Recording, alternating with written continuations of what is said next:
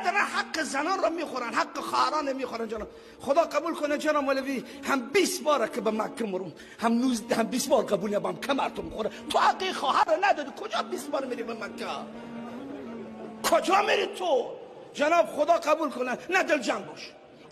ها با دیگران یا قبول باشه قبول باشه، نه قبول نیه، برو خانه خرا. چرا قبول باشه قبول باشه؟ از کی یاد گرفتید شما؟ حق این بیچارگان را خوردید شما. زمین دادم جناب مولوی، زمین داده 3 سال سنگار مگر جمع کنم. هر زعفران میشه جناب مولوی، زمین پرسنگ، سنگ با دلیل چی میده؟ چون این سنگ داره، سنگ و رگ سرد، از زعفران گرمه، خوب گل میده. ها چند سال خورد زمین داده، چه پرسنگ، این بیچاره میتونه سنگار جمع کنه؟ ها چی داده برای حق بیچاره خوردی جناب؟ بعضا میگن حاجی خط قرمز ما هست. حاجی فوت کرده، همه وصیت کرده، چون لا وصیت لوارث، هم وصیت نامه حاجی لای بلا که بمته سطر زباله لغت کو.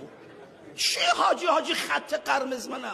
لا وصیت لوارث حدیث صحیح موجوده. حاجی که همه رو بده، پسرها بده، دخترها محروم بشن. جناب مولوی اشکا خروزه، خدا قبر حاجی رو بیامرزه، وصیت حاجی خط قرمزه. نه هیچ خط نیه، مالا هست خط قرمز تو.